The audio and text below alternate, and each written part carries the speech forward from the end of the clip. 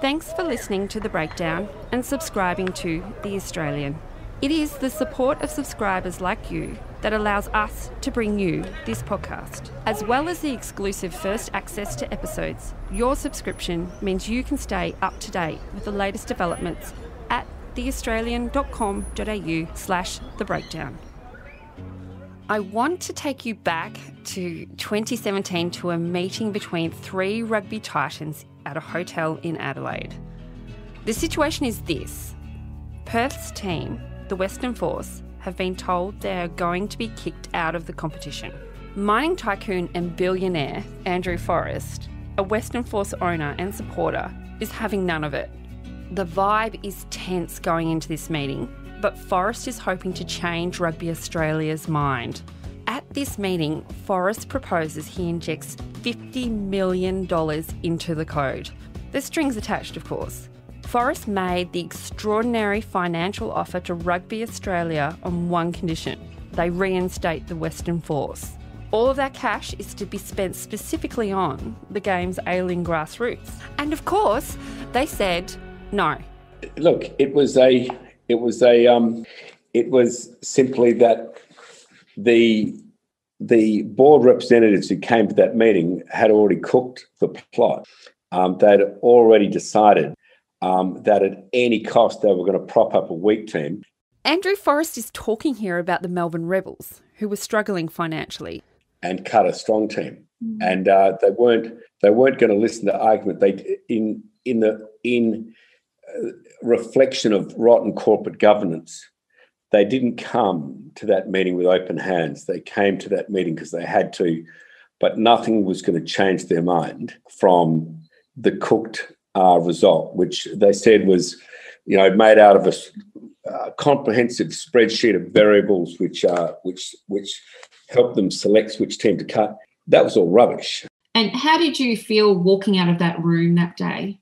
I felt that I'd met with people who weren't sincere, who had come to that meeting with the result already cooked, and they just had to be at that meeting because it would have looked too bad for them to have not attended. And when I made the offer to meet them in Adelaide, they felt they just had to do it, but you could tell they didn't really want to be there. What Andrew Forrest just said, rotten corporate governance, has been the undoing of Australian rugby and has cost the code dearly. I mean, how else do you explain what happened to the $40 million World Cup windfall in 2003? Oh, God. What happened to the money? Well, that's the question, isn't it? This is The Breakdown, the story of how the game with all the money ended up broke. You just heard from broadcaster Alan Jones, who has never minced his words about what he thinks about anything. Jones doesn't know exactly where the money went, but he says rugby is cursed with too much red tape and wasteful practices. I mean, I'm most probably not competent to answer that. I haven't seen the books, but that's the point. We were raking it in. I think we lost our way in many ways there. I can only answer your question by saying this. If you've got a successful side and all your energies have to be directed towards all of them, nothing else matters, then you don't have to worry about revenue, sponsors, crowds, or whatever. Now, I can't answer that question because I'm not competent, but all I know is that the money has been spent, the bureaucracy was built. Despite having some of the richest blokes in Australia involved in the sport, it's fair to say since 2003, Australian rugby has been quite amazing at spending cash. As the code grew in stature, so did players' wages. In 2005, the Australian Rugby Union was still making audacious big money plays for footballers from other codes. One of them was rugby league immortal Andrew Johns.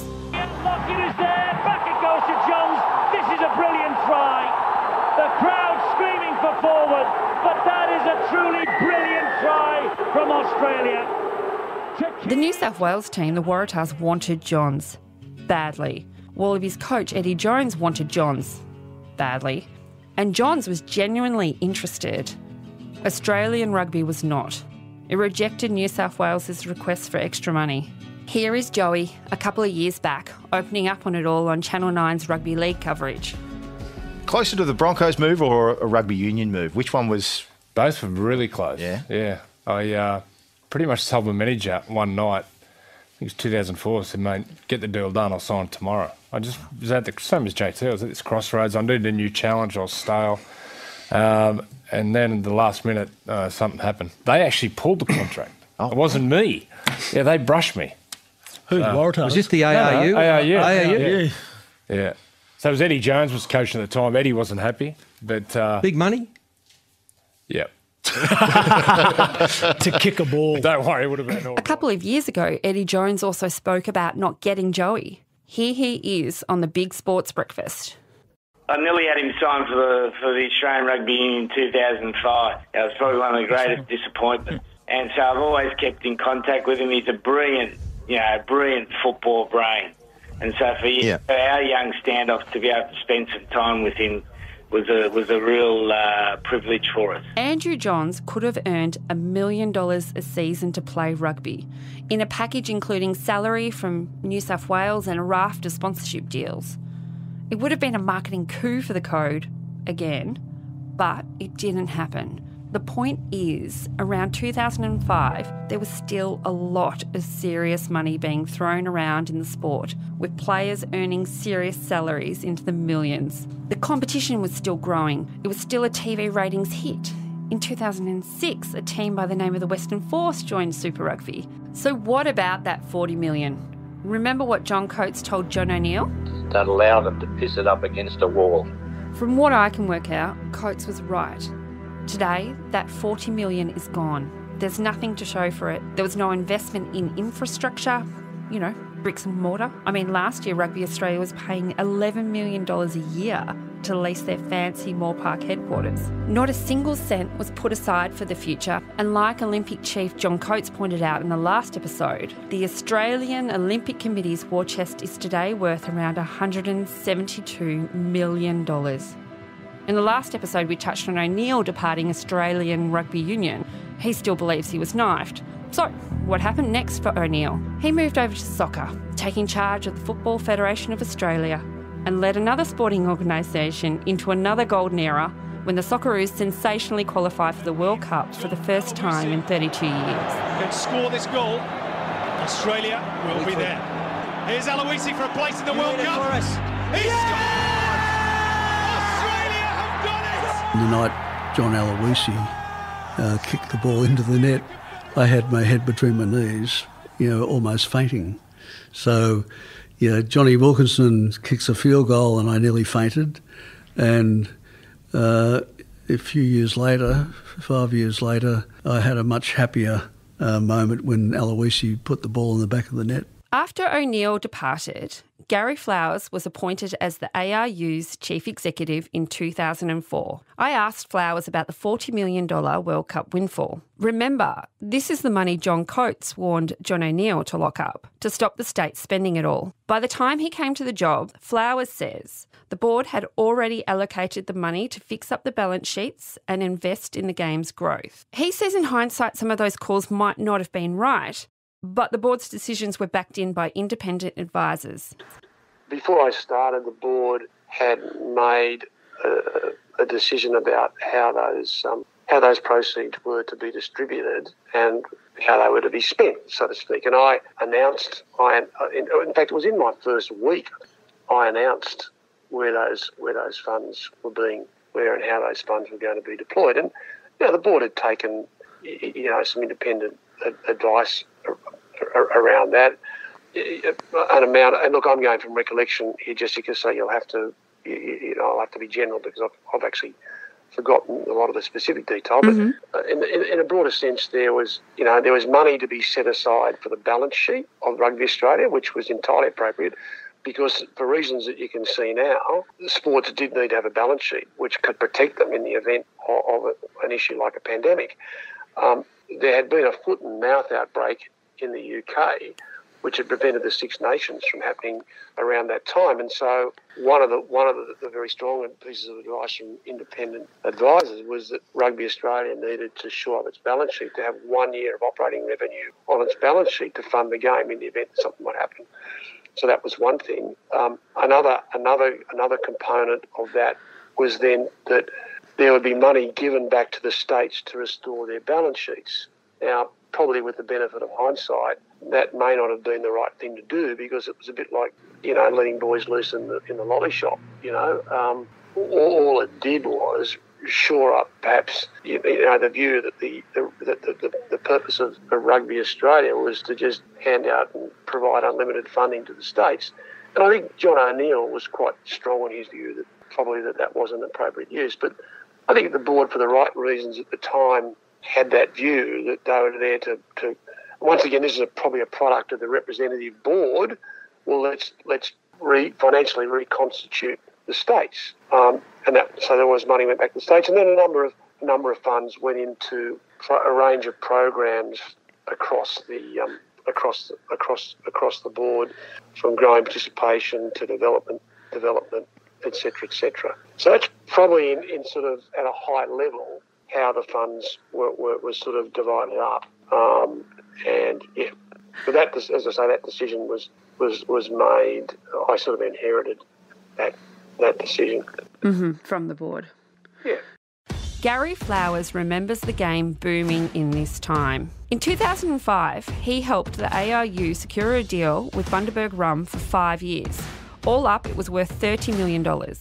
In the past 5 years, rugby had achieved record growth in participation, match attendance and television audiences. Channel 7 had been the home of Australian rugby's greatest successes, and in turn, rugby had delivered massive ratings for the network. Yeah. Oh, look, financially, the game was in really good shape, and was able to leverage off the success of the World Cup. I mean, across all the key indicators that are relevant, we had really strong broadcast audiences for not only the Test matches. I mean, the Bledisloe Cup at that stage was up there with arguably the AFL Grand Final in terms of audience and economic value that it could deliver wherever we took it. We had great broadcast audiences for all the Super Rugby games. We had great attendances. I mean, the Waratahs were drawing 30 odd thousand a game to Super Rugby games on average. The Test matches were drawing big crowds. We had really strong sponsorships. I mean, we re-signed the Bundaberg Diageo to the Bundaberg Rum sponsorship, which was at that time, I think, one of the largest single sponsorships written across all sports. Oh, wow. So all the and participation was growing very, very strongly. So, rugby at that stage was in the sort of 12 months or so post 2003, and longer was certainly in a pretty strong position. And not to mention performance-wise too. Performances of the Wallabies in those days was also pretty strong. The Wallabies brand was booming. Well, we did some work around the strength of the Wallaby brand independently, and the Wallaby brand was up there with great Australian brands and had a absolutely global recognition as a brand, and that was probably up there with one of the strongest sporting brands in the country. Flowers said participation was growing at grassroots, but his time wasn't without its bumps. It was around 2006 that Gary Flowers met with the boss of Channel 7. David Leckie is a rugby fan, but he was also a formidable TV executive. The Flowers leaned towards Leckie and said earnestly, "What can the ARU do for 7? Here's John Stensolt, the Australian's award-winning business writer. David Leckie was a colourful television CEO. They're often big personalities in this game, and he's someone that wants to call it as it is. He had a famous meeting with the then Australian Rugby Union CEO Gary Flowers, who went in to see them, trying to maintain that broadcaster relationship. And Flowers is said to have said, "Look, tell us, David, what can we do, as a sport to help you out?" And Leckie's colourful reply, perhaps cutting some of the swear words out, was something to the effect of, "You can get off our network." This is how Gary Flowers recalls that meeting. I know David quite well, and before that, and David is a colourful character, to say the least. And he's engaging company. He's a fantastically successful television executive, over many years. But David would leave you very clear on his position about most things. And I don't know whether this meeting, but I do remember walking in there with James Erskine, who was part of a group that consulted to Australian Rugby, was responsible for our commercial relationships. And James Erskine, is well known for having, been very successful in terms of all sorts of sports, but in terms of specifically broadcasting deals. And James had a strong relationship with David as well. But we sort of, and this was, Seven at the time had the broadcasting rights. I think Tim Warner was head of programming at the time. But the two of us sat down with David. I think at the time David also was involved with the private equity guys that were probably giving him a bit of grief and anger, and we probably copped a bit of that as well. But we sort of had a discussion, and I sort of put to David, well, David, what can Channel 7? How can Channel 7 look to support the game? And of course, what I got was a tirade of, well, rugby needs to help itself, and expletives and suggestions. And at the end of it, I looked at James Erskine and said to him after that meeting, I said, James, where were you in that? Because you stayed silent the whole time. It was supposed to be my support. As I mentioned earlier, the Western Force were introduced in 2006. One of the big moves Flowers oversaw was the introduction of the Western Force to the Super Rugby competition. He tells how it all came about and why they chose Perth over a Western Sydney franchise or expanding into Melbourne. Both Western Force and Melbourne were strong commercial bids. The Melbourne bid was very strongly supported by the Victorian government. And what came through very strongly was that the Western Force was a bid that had a really strong rugby community dimension and aspect to it. As well as being supported by government and strong commercial interests. The other thing which was really important in that decision was that strategic view at the time was that we wanted to have a situation where rugby could be the number 2 code across the country in all the various places. So in other words, on the Eastern Seaboard, we would be very clear second to rugby league at that time. Whether it was Melbourne or Perth second. So we wanted to be a very clear number 2 code. And the research that we did demonstrated that was going to be really tough in Melbourne, really tough. Western Australia and Perth was certainly an opportunity where rugby could be the standout number two code. And in terms of soundings, we certainly talked to a number of our key stakeholders about the choice. As I recall, the feedback from one of our key sponsors, who likewise had a challenge to get their product into Melbourne, was Tui's. And I remember talking to the CEO of Tui's at the time, and he said, "Well, look, it's your choice. We'll be wherever you choose." But he said, "Just be very careful with Melbourne. It's a very parochial market. The AFL is completely dominant." And what you might find is that you will end up with your coverage next to the funeral notices, and that's where you will eventually end up. And so that anecdote was certainly resounded in my ears very strongly at the time, and I think that to a large degree was proven true. I mean, with the Western Force, the team got amazing coverage in WA. Second to the AFL, had plenty of oxygen, plenty of coverage, great rugby community support, but in Melbourne, even as with the subsequent choice, which I definitely support the decision to take the second team to Melbourne, it has struggled. It has struggled. Launching the Force was a high point for Flowers, but in 2007, he quit. During his reign, Flowers had copped flack for everything. If coaches were bickering, it was apparently his fault. When crowd figures fell, he copped the blame. And the rules. The pedantic rules that made rugby so boring at times. Everyone wanted someone to blame. He even went on Sydney radio station 2KY and asked if anyone wanted to blame the ARU for global warming. When Gary Flowers finished up in 2007, he said he rejected critics' views that the game was in crisis. And he said he was proud of making a number of reforms, including finally launching a national competition.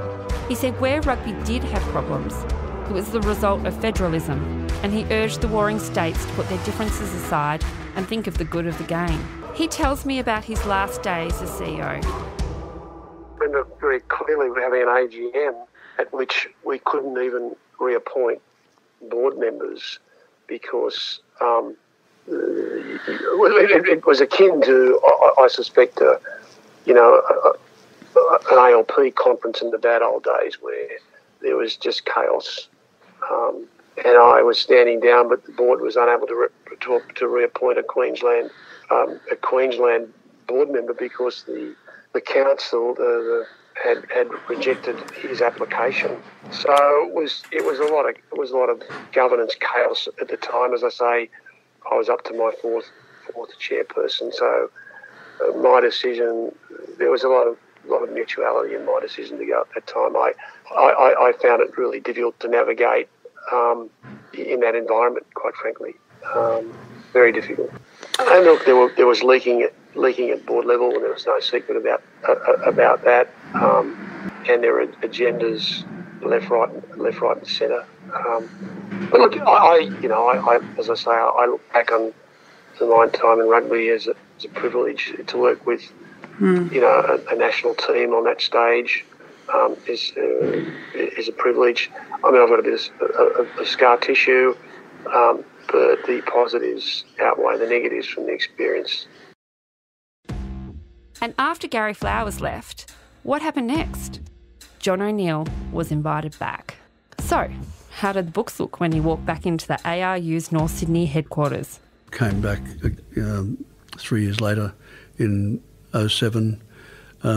There'd been distributions made for programs and other things, and I'm not in any way accusing anyone of any wrongdoing, but the money wasn't locked up, and if the money's not locked up, it can be used for other purposes. And it would have been if when I returned, I think it had gone from about 38 million down to about 18 million. If the ARU had purchased a building or purchased an asset, you'd be able to say, well, that's great. You've got that in your balance sheet. No, it was an opportunity missed. But look, it happens. I mean, you've got to have a. See, in those days, it was not an independent board of directors. You had representatives of New South Wales Rugby and Queensland Rugby. So you were confronted with a lot of self-interest, and self-interest is such that people will, as Paul Keating says, always back self-interest because it's trying. In O'Neill's absence, the Australian Rugby Championship was set up under Gary Flowers. So how did the ARC come about? A 70-man rugby workshop involving Australian rugby's leaders had agreed on this new 8-team national rugby competition, which started back in 2007. It had great intentions. It lasted a year. Here is business writer John Stensolt. You get to a stage where they decided to expand. You had Super Rugby and you had Test Rugby, and they wanted something that would probably feed up to that. They always had Club Rugby. In Brisbane and Sydney was particularly strong at a playing level, but it was seen as amateur, suburban grounds, small but yet passionate crowds and so on. Could they bridge the gap between Club Rugby into Super Rugby up to Test Rugby? Australian Rugby Championship was born with all these new franchises. Effectively, it cost a lot of money in year one, unfortunately, after the 2003 World Cup. So that was the beginning of the spendathon, really. The ARC burnt through $5 million in its first year. It averaged crowds of just under 3,000. It attracted almost no sponsorship and had to pay the ABC to broadcast it. Most clubs in New South Wales and Queensland reportedly ran at a loss due to, in part, the ARC. It ripped the guts out of clubs. Wallabies great Simon Poitevin said at the time of the competition's closure. In the end, the ARC was forecast to make a total loss of $8 million by the end of 2008. Former Wallabies captain Nick Farr-Jones, then a Fox Sports pundit, argued strongly against the ARC before its inception. I do know, obviously, that things like, which I argued strongly against, things like the Australian Rugby Championship went ahead without any financial modelling, without any sponsorship. We argued strongly. I remember Andrew Wennebaum, one of my colleagues at Sydney University, we did a Fox debate against the guys in Rugby Australia and the guys who were, basically mandated to run the ARC. And I know that they torched $8 million in the first year, for example, before it was abandoned. So that sort of decision-making and wastage of money was terrible. But Farr Jones makes another point. Obviously, it was the days of, we were almost a decade into professional rugby. I'd imagine that the Australian Rugby Union, sort of staff got bloated, like most sporting organisations do when you're flushed with money. Setting up the ARC wasn't such a bad idea, says the Australian's chief rugby writer, Wayne Smith. I mean, he said it was used and abused. I actually believe that competition played a very valuable role in Australian rugby. And I think at the moment, the fact that it's not there, we will come to regret the fact that there's no stepping stone basically between club football and Super Rugby. I just think that the NRC or the ARC, as it was back then, served that role.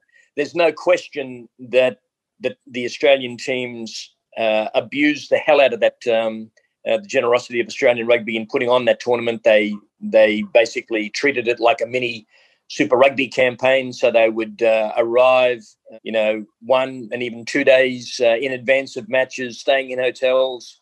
So there were massive savings that could have been made, and I believe would have been made once Australian rugby, realised, where it was blowing so much money. Gary Flowers, who oversaw the ARC, reflects on his decision to implement the national competition. The reason why it was brought in the first place was to solve an issue. Now, people can cavil with the solution, but the issue was a relevant one, still is that how do we bridge the gap between club rugby and professional rugby? And look, I'm a club rugby guy. I still go to club rugby games. I love the renaissance of the Shoot Shield here in the Brisbane club competitions in the last few years. I think that's fantastic. But the reality of life is that there was, and I probably believe there still is, a significant gap between what is club rugby and professional rugby. And for Australia, the challenge was how do we bridge that gap? I mean, the reality too is that in terms of coming to that, we put 90 people in a room for 3 days, which covered every stakeholder in Australian rugby that basically signed off on that competition. And if you recall, when it was in its first year at that stage, probably almost like its first and only year, in 2007, it actually achieved, a really reasonable degree of success for a new competition. It was then dismantled a year later and brought back 3 or 4 years later. And look, I'm the first to concede the current, the more recent version of it clearly didn't grab the imagination of the rugby public. It still fulfilled a development role. But that's the history to it. And I mean, in New Zealand, it's a critical part of the New Zealand pathway. Mind you, New Zealand's a different environment. But it was all to do with giving players the opportunity to develop and participate at the next level. Now, look, there'll be arguments forever and a day about the worth of that. I mean, I spent time talking to Brad Thorne about it when he was coaching one of the ARC teams in the last few years before he was Queensland coach. Pardon me. And he thought that the ARC was an imperative for Australian rugby. So look, different people, different views about it, but that was the if you like the compelling reason behind its establishment. When O'Neill strolled back into the North Sydney headquarters, he did away with the ARC. And while O'Neill did away with the ARC, he also oversaw the introduction of the Melbourne Rebels, who were handed the 5th Super Rugby licence in January 2010. The Rebels, a good idea or a bad idea? Media titan Harold Mitchell poured money into the franchise, and Wayne Smith has this to say about it. The Melbourne Rebels came in 2011. Now, everyone talks about it was too many teams, but in 2011, the Queensland Reds won a Super Rugby title, and they won it playing, I think, probably the best football any Australian franchise has ever played. It was just mesmerising stuff. So I don't think you can draw the direct correlation between having too many franchises and spreading the talent too thin. But there clearly is a nexus there. And, in retrospect, did Australia go maybe one franchise too far? I would say, looking back, it probably did. And I've got to say, I do feel, particularly with the Western Force, they were basically left to sink or swim on their own devices. Australian Rugby gave them basically no assistance. None of the advantages that the AFL cuts to new teams these days. They didn't get any special exemptions. And, of course, they did what they had to do. And because Queensland was the first team to have a bye, they were only allowed to recruit when a team had a week off. Queensland was the first team to have a week off. They came and basically bought half the Queensland side. So Queensland took until 2010, 2011 to recover from that. So it was a pretty devastating blow. And, what they say about, if Queensland's strong, Australia's strong, I think there is an element of truth of that. Obviously, that's always putting the precondition that New South Wales will be permanently strong. But that, of course, is a new problem in Australian rugby, because New South Wales is now becoming the poor man in terms of strength. I fear it's got a bit more pain to go. O'Neill's second coming ended in 2012. And look, my second term at the ARU, when I left in the back end of 2012, I said, obviously my second term wasn't as good as my first, but it wasn't a disaster either. I gave myself about a 7 out of 10, I guess. But for most of that time, we were the number 2 team in the world. And, look, I in total, 14 years is a long time to run the ARU. I clearly love doing it and I have no regrets. So many terrific relationships, some not so good. History shows under O'Neill's leadership, the Wallabies went from 5th in the world to 2nd behind the All Blacks. Participation levels were at an all-time high. The ARU had strengthened its financial position, and rugby in Australia was further expanded with a 5th team in Melbourne. But, like O'Neill said, he gave himself a 7 out of 10. After O'Neill departed, a worldwide search was launched to find the next CEO of Australian rugby. They found Bill Pulver, a highly regarded businessman and an experienced CEO who played rugby alongside then Chairman Michael Hawker at Sydney Shore School and lived in Mosman and was a neighbour of John Eales, who was also on the rugby board. I'm 53 years old and I think I've finally discovered what I wanted to do with my life. I have, for the last 20 years, been a chief executive working in a very diverse range of industries. And now I feel incredibly privileged to be able to take those CEO skills and apply them to the game I love. I am convinced that rugby has an extraordinary future in Australia, and I'm looking forward to being part of the team that's going to make that a reality. Pulver arrived in January 2013 with big plans, and he was saying all the right things.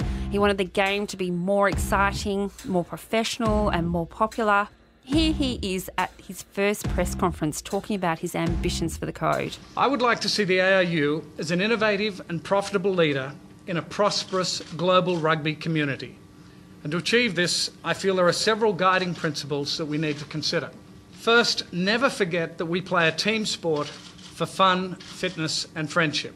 Next, acknowledge that in our game, values such as character, integrity and team first are paramount. Communicate and collaborate relentlessly with all stakeholders to ensure a united approach to achieving our objectives. Support every effort in community rugby to expand participation in the game, including a focus on encouraging the involvement of women. Embrace rugby sevens as a major growth opportunity. And in a world where supporters are distracted by an endless range of entertainment options, we must aim to constantly enhance our entertainment experience. And finally, and most importantly, we must maintain a high-performance culture to be the number one team in the world. TV ratings weren't peaking like they used to, and the team certainly wasn't dominating like it used to. Super Rugby, while it once attracted huge ratings, was starting to struggle. Crowds were dipping, and the Wallabies? They hadn't won the Bledisloe Cup since 2002. Absolute devastation in the Wallaby ranks. But when you're chasing, 20-odd points against a team like the All Blacks, it's a dangerous exercise. I said we'd have to.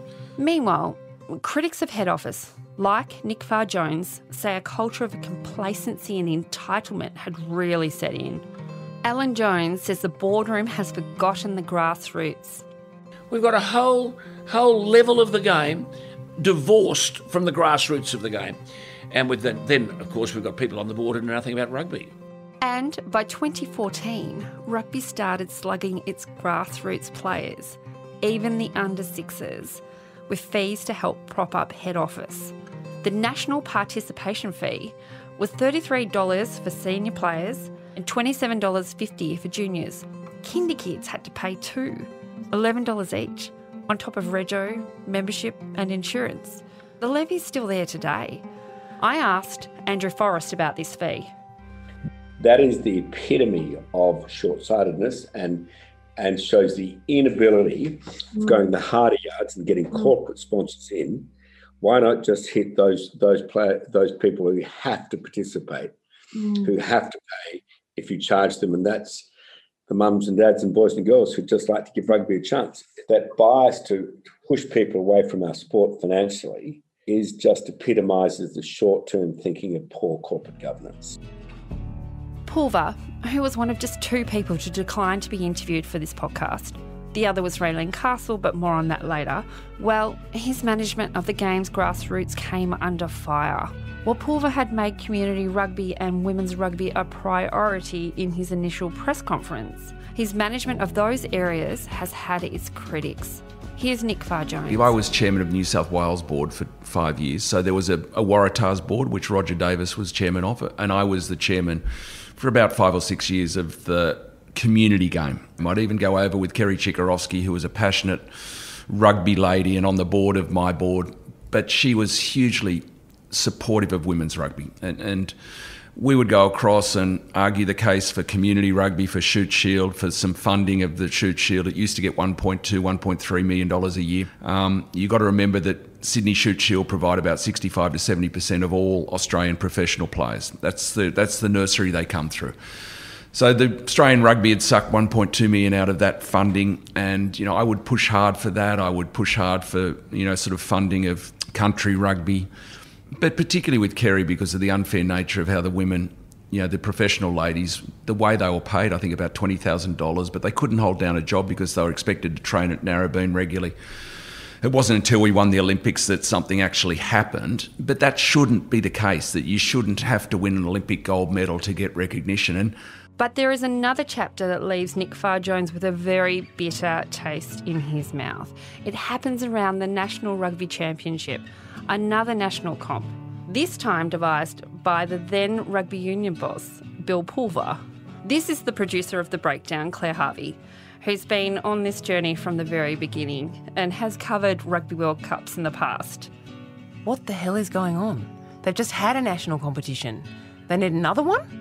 Well, Claire, this is a competition composed of 9 teams from all around the country, including 4 from New South Wales and 2 from Queensland. The NRC season was to run for 11 weeks and designed to fill that void in the domestic calendar that was left when the Australian Rugby Championship went bust in 2007. It was due to run after Super Rugby, but before the Rugby Championship, but at the same time as the Bledisloe Cup and Club Rugby. Sound confusing? This is rugby. There were doubters, but Pulver was out to prove them wrong and said the competition would make a profit in its first year. Pulver had convinced some key people, like then New South Wales Chair Nick Farr-Jones, that this competition was going to work and would be worth it for the grassroots of the game. And, to go back to my discussions with Bill Pulver, I did encourage the presidents or chairman of the Shute Shield rugby boards to participate in what became the third tier of rugby, so what is now the National Club Championship. And we needed something to compete with the New Zealand offering and the South African offering, because they had 3 tiers of rugby. And when you sit down at the broadcast negotiating table, you know, we were coming with, you know, black 2s, and they had a couple of red aces. And so I said, guys, I know that you've got so many volunteers that work their butt off to run the clubs, and you know, I know that the coaches do a fantastic job and the players have got this great expectation, but would you mind if we shortened our Shute Shield season so we can accommodate this extra national championship, because it'll allow Bill to go to that negotiating table and get a far better deal. And Bill did, and he got a far better deal, you know, multiple millions of dollars additional. And I was telling the presidents that then we would see some funding for club rugby. What did we get? The hole in the donut. Yeah, so that left a really bitter taste in my mouth. By the 2015 World Cup, Far Jones was over it. I suppose I'm saying this because when I stood down as chairman of New South Wales Rugby, which coincided with the 2015 World Cup, I just had to cut the umbilical cord. I couldn't be a part of the game, the professional game, going to matches and what have you, without some bitterness, you know, a taste of bitterness through the experience that I went through, of the wastage at the professional level, of what we were probably paying some of the professional players and the coaches. You know, and then we renewed the coach's contract for 4 years after the 2015 World Cup, an outrageous number. And just the wastage, it really got me in the solar plexus. A year earlier, Australian rugby had received a dire warning. In 2014, the Rugby Union Players Association commissioned a report which warned the game would soon be broke if it kept on going the way it was. The Waratahs were the only franchise in the professional era to make a profit, and even that was meagre. But I said at the time, I hope I'm wrong. And unfortunately, you know, what's now transpired is actually correct. This is the author of that very report, Colin Smith, who is a broadcast and sports rights consultant. He's also Tim Smith's dad. And the problem was that Super Rugby clearly was not sustainable. And we did work on that in 2014 for the Rugby Players Association, demonstrating that the new 18-team competition would bankrupt every franchise and bankrupt Super Rugby Australia. And this is one of the few reports that I've written. And the only reason that competition was able to be delivered was because between the bidding war in the UK, between BT and Sky for Super Rugby. And they paid, you know, a huge amount of money, you know, something like a 6 times greater, which made that competition so-called viable with broadcast rights fees. But, you know, 12 months later, they actually had to kick out the Western Force and kick out 2 South African teams. So it was inevitable it was going to fail, unfortunately. And Rugby Australia is now reaping of those decisions. I asked Phil Kearns, a Wallabies legend, about where he thinks the game went wrong. Well, there's a whole lot of answers to that one. I think we've probably tried to outsmart ourselves, or we have outsmarted ourselves unwittingly in a number of these things. You know, thinking bigger is better all the time. So from going from a 6-team or a 12-team competition, which Super Rugby was, to 18 teams, in hindsight, was completely stupid, and we should have known that it would never work. You know, the whole travel component adds another dimension to it. Travelling from South Africa to New Zealand, back to Argentina, all that sort of stuff was madness. And I think we underestimated the power of that link between the club, the player, the club, and the province, and we ignored the club. And I think that has been massively to our detriment. So, but there are lots of answers to that question. An obsession with money is probably one of them, from various lots of parties in the game, players as well. And I think there's been an evolution around governance and, the composition of boards that has led to, I think, perhaps having the wrong leadership at board level and in lots of ways. Late in 2014, there was an ugly public spat where a player, Curtly Beale, was accused of bullying by the Wallabies business manager, Di Patson. Patson was a close ally of then-coach Ewan McKenzie. The kerfuffle revealed a major rift between players and management. Curtly Beale was suspended and McKenzie quit. CEO Bill Pulver blamed the media. It led to esteemed rugby writer Greg Growden calling for Pulver's head, just 20 months into the job. That was a big deal. The late Growden was like the conscience of rugby. He didn't write things like that lightly. Pulver didn't resign. On the field, under new coach Michael Cheika, the Wallabies were really starting to get it together again. Going into the 2015 World Cup, Cheika said he felt really supported by rugby's head office. He said that contributed to the Wallabies' on-field success. So if you saw over that 15 period, we had good alignment. Everyone was sort of connected to the one target, which we had quite clear in front of us, being the World Cup, and we got on with it. We got our preparation exactly right. We asked for certain things around the camp and the preparation for the World Cup camp, and they were able to provide that for us. So we were able to build our preparation exactly right under a really aligned system. At Twickenham, they ended the World Cup dream of the host nation, England. And Gitto to round it off. Australia have dumped the host. They made it to the final, where they met the All Blacks. One of the great rivalries of world sport.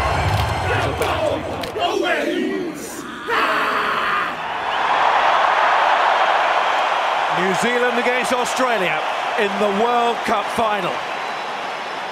It wasn't to be Australia's night. The All Blacks, still the kings of world rugby. While Pulver's working relationship with Cheika was going smoothly, off the field, at the grassroots, it was getting very ugly. In late January 2016, at a New South Wales Rugby Union board meeting, Pulver announced the ARU were in a dire financial position. Pulver asked the clubs if they would be happy not to receive the ARU grants for a few years and reduce their season from 22 games to 18. The goal was to supplement the cost of the National Rugby Championship and to help get the ARU back on track financially. The clubs hated it. The debate became heated. Pulver was reported to have said, "I'm not making any money available for the Sydney clubs to piss it up against the wall." At the time, Pulver's stance drew fury from the Randwick president and former Wallabies coach, Bob Dwyer. Dwyer told the Sydney Morning Herald, "How a person in his position can make such a stupid comment, I'll never know. It is gross stupidity in all ways. By ignoring those people who not only do the job week in, week out, year in, year out, decade after decade, but came to his assistance for their own detriment, I don't know what person is behind such an attitude." You see, in the past, money has always found its way to Sydney rugby clubs, $100,000 a year each. Pulver pulled the plug. At least one Sydney rugby club had to sack its junior development officer because of this. Just months later, Pulver announced his strategic plan. Now, Pulver secured a $275 million 5-year broadcast deal in 2015 for Super Rugby and the Wallabies. While it was significantly larger than previous deals, it was not driven by local demand as the NRL and AFL deals were. Rather, the deal was boosted by the strong US currency, the currency in which the deal was done, and a hyper-competitive environment in the UK, with BT becoming a serious player in sports rights. With all this money, he had a number of big targets he wanted the coach to hit. He consulted the public in coming up with a plan. It's the start of a new era for rugby in Australia. It's a try to the Wallabies. It is game on at Suncorp Stadium. The launch of a 5-year strategic plan after collaboration with the Australian public through the Australian Rugby Survey. and now a vision to inspire all Australians to enjoy our great global game. The first try of the final goes to Australian number 7, Charlotte Caslick. We want it to be a plan for all of Australian rugby, produced by all of Australian rugby. So we actually started with a survey of about 8,500 rugby fans to listen to what they felt was important. We put together an Australian rugby strategy group with representation from all of the key states in our great game, and we spoke to an awful lot of stakeholders around the game to listen to what they felt was important. While the Wallabies remain a priority, a heavy focus will be placed on participation, particularly women in the game, and growing off the success of our dominant women's sevens team. The plan's key goals included making the Wallabies number 1 in the world, winning the 2019 Rugby World Cup, the Rugby Championship, and of course the Bledisloe Cup. Pulvar also wanted to grow a future fund to $10 million by 2020. But hang on, didn't they just get $275 million? Claire's back. So just did any of those goals work out? No, no.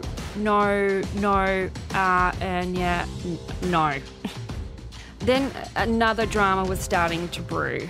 The Southern Hemisphere rugby competition had too many clubs, and the governing body, SANZAAR, proposed cutting 2 clubs from South Africa and 1 from Australia, which ended up being the Western Force. This is not the decision we wanted. This is clearly not the decision which we consider is just. We are not giving up remotely. I have this morning briefed one of Australia's leading silks, particularly expert in the High Court, Mr. Alan Myers, ACQC. That was Andrew Forrest, the man who offered Australian rugby $50 million to keep the Western Force in the competition. They knocked back the money. Chief rugby writer Wayne Smith felt something had to give. In retrospect, did Australia go maybe one franchise too far? I would say, looking back, it probably did. I'm not going to be brave enough to say whether the Rebels or the Force or indeed any other franchise, should have been cut, because they've all brought something unique to Australian rugby. But at the time, I was of the opinion that, the old Field of Dreams syndrome, if you build it, they will come. And I've got to say, I do feel, particularly with the Western Force, they were basically left to sink or swim on their own devices. Australian rugby gave them basically no assistance. None of the advantages that the AFL cuts to new teams these days. They didn't get any special exemptions. Smith makes another good point. I think Australian rugby wanted them to go quietly, and because of Twiggy Forrest, they had other plans entirely. So certainly Australian rugby now owes Twiggy Forrest a great debt of gratitude for what he's done in those post-culling years to keep the Western Force alive. Even though the Western Force was kicked out of the SANZAAR competition, Andrew Forrest used his own money to keep the club going, and even created his own rugby competition, Global Rapid Rugby, for them to play in. The Western Force are back playing in the main competition as of last year, but the events of 2017 still sting. Well, it was a classic. I have lost touch with my shareholders, my mums and dads and boys and girls. I think that if I can get rid of a game, if I can get rid of a team, then I've got the same budget for 4 teams instead of 5, and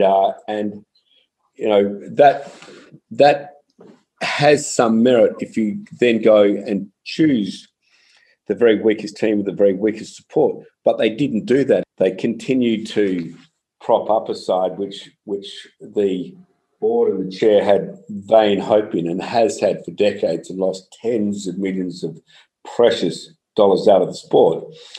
And then they cut the Western Force, even though it was either top or equal top of the Australian league at that point, and had the fastest growing and second biggest fan base. And you would make a decision like that if you had no governance if you had not if you weren't in touch with your shareholders, your mums and dads and boys and girls. But that wasn't the way to go. And when they lost the Western Force, or when they cut the Western Force, it was felt all over the game. It was felt all over the East Coast. It was felt, okay, what we're trying to do is share a shrinking pie. What we're not doing is growing that pie, growing the sport, growing its popularity, growing its community base. We're just cutting up smaller and smaller pieces of a shrinking pie to less and lesser players. We were going to basically disappear down our own poor corporate governance plug hole. The same day Rugby Australia kicked the Western Force out, Bill Pulver resigned, acknowledging Rugby Australia had had a difficult year and saying it needed a clean slate. Pulver collected a board-approved $500,000 bonus on top of his $775,000 salary. But he made a tax-deductible donation of $200,000 to the Australian Rugby Foundation, of which he was a director. Chairman Cameron Klein stayed on. Smith questioned Klein's decision. Had he done what Bill Pulver did and resigned once the Western Force had been forced out, he believed that that was the right way to go. As painful as that was, and he and I had many an argument over the rights and wrongs of that, but he believed that that was the best way to go. But what he should have done was do what Bill Pulver did, and when that decision was reached and arrived at and executed, he should have departed. It would have been so much easier for Australian rugby had he cleared the scene at that point, and then we could have made a fresh beginning. Klein played a big part in the selection of the next CEO, Raylene Castle. Castle was an experienced sports administrator and had come from rugby league. There was a push to appoint a woman to up the game's diversity. Next episode, when Alan met Raylene and the Israel Folau story. I'm Jessica Halloran, and this podcast was produced by Claire Harvey, with special thanks to Dylan Adams, Grace Richardson, Eric George, Stephen Samuelson, Wally Mason, and Nick Adams Jasper. Please subscribe to help us make quality journalism. Check us out at theaustralian.com.au.